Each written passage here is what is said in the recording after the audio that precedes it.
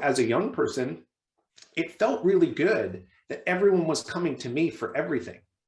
But at the end of the day, I was the bottleneck in my business.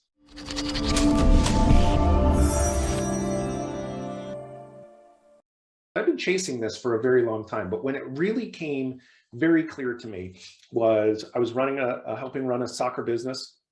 We went from 5.9 million to 15 million in 18 months. We were rolling out stores all over the country. It was super fun as a 26-year-old. We were raising venture capital 3 different times. I had a $5 million check sitting in the middle of the table. And I ended up starting to work 100-hour weeks. I started to sleep on the couch outside of my office as a badge of honor. I would be pulling these all-nighters and people would say, did you really send me an email at 3 o'clock or was just the server a little slow? And ultimately what happened is it was Valentine's Day. This is 20 plus years ago. And I thought I was having a heart attack. And I remember laying on a hospital gurney and I had electrodes on my chest and I'm counting the dots in the ceiling tiles. And I'm thinking to myself, what have I done?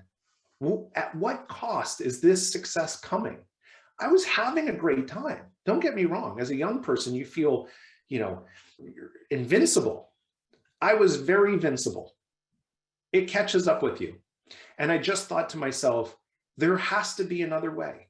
And so, you know what I couldn't do? I couldn't run the company from a hospital gurney.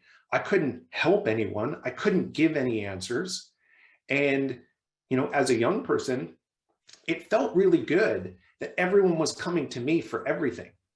But at the end of the day, I was the bottleneck in my business. I created my own problem. And so for me, it's figuring out where my capacity issues were and spreading out and empowering people to do things differently.